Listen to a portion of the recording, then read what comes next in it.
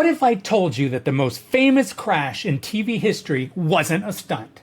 That the opening to the $6 Million Man, which you've seen 1,000 times, was a real NASA disaster. And the fact that they put it on primetime television is just the first of the insane, true stories behind one of the most iconic shows of our childhood. Buckle up, we've got the technology to blow your mind.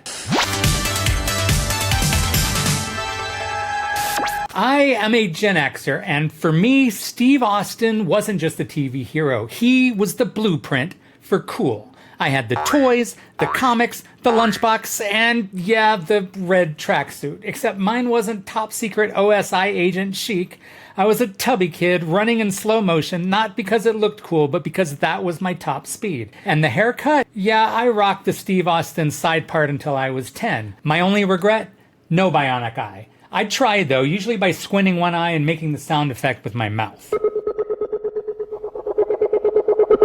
But as cool as the show looked on the surface, the real behind-the-scenes story, way crazier than anything Oscar Goldman ever threw at Steve. Let's start with that crash. That's not a stuntman. That's NASA test pilot Bruce Peterson in a Northrop M2F2 lifting body aircraft.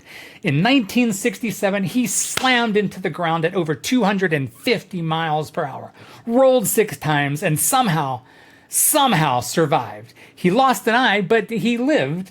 And then some producer at ABC saw the footage and said, "Perfect, put it in the show." And then Bigfoot. Yes, Bigfoot.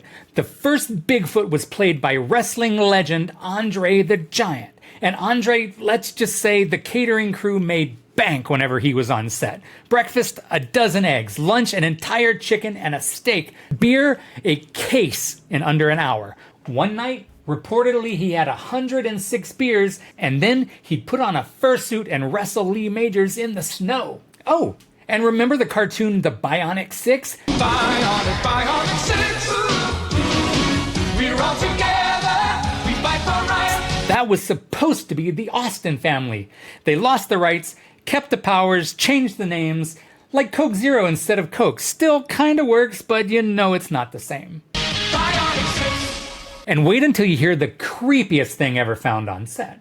Before Lee Majors was sprinting in slow motion, The $6 Million Man was a book. In 1972, Martin Caidin wrote Cyborg, and his Steve Austin was nothing like the charming hero we all know. His Steve was cold, bitter, and more machine than man, a government weapon who didn't flinch at crossing moral lines. Yeah, it was cool for a novel, but a nightmare for Saturday night TV. ABC liked the concept, but they needed something safer, more heroic. Something you could sell lunchboxes with. So, in 1973, they cast Lee Majors, filmed a TV movie, and smoothed out the edges. Suddenly, Lee Majors was noble, stoic, and only occasionally moody. By the time the series launched in January of 1974, they'd add Oscar Goldman, the OSI emissions, and most importantly, the bionic sound effects. The producers and writers hit a perfect blend of spy thriller, superhero stunts, and Cold War danger. Steve Austin was James Bond meets Superman meets Joe Namath.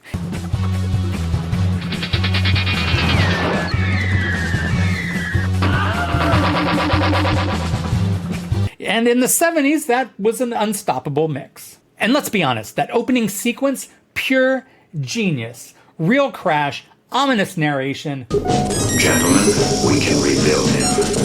We have the technology. No theme song, just the promise that you were about to see something extraordinary.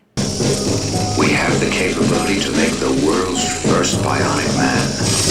Here's something wild. The toy company Kenner wasn't just selling dolls. The 13-inch Steve Austin had a peel-back bionic arm, a working magnifying lens in his eye, and a button on his back to lift an engine block. And you know I had it. I performed more fake bionic surgeries than I can count. Kenner's new $6 million man with bionic grip. Mission to Mars adventure set sold separately. Get this, the show got so popular, some kids actually tried to injure themselves thinking they'd get rebuilt with bionics. Producers and Lee Majors had to send letters saying, please don't jump off your garage roof. By season 4, someone had the bright idea to give Steve a mustache. Viewers hated it, and it was gone within weeks. Not even bionic whiskers could survive the 70s. Do you remember Bigfoot? Well, he became such a hit, they brought him back even after André the Giant moved on, and you won't believe who replaced him.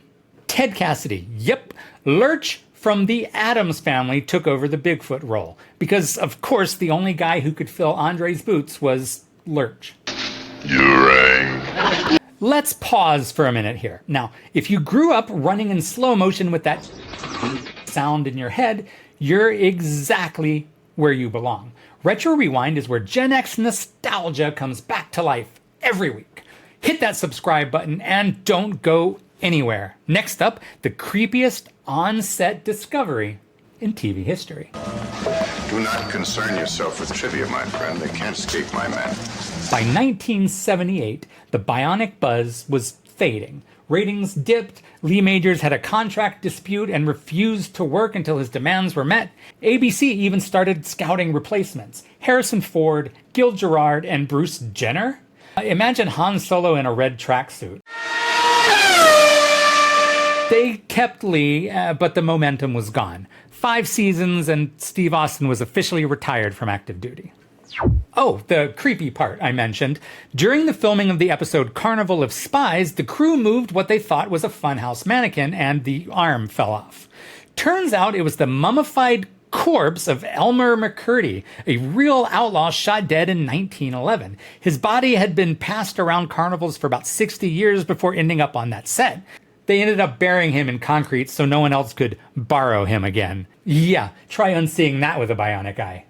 Today, that $6 million man lunchbox I had, $300. The Steve Austin figure, mint in box, $1,000.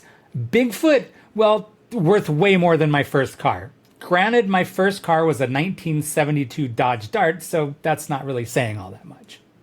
In the nearly 50 years since $6 Million Man went off the air, Steve Austin has never really left us. He's been spoofed everywhere, from The Simpsons to The Family Guy, Venture Brothers, and Robot Chicken. There are comics, toys, and even a long-rumored Mark Wahlberg reboot, The $6 Billion Man. Inflation's a bitch.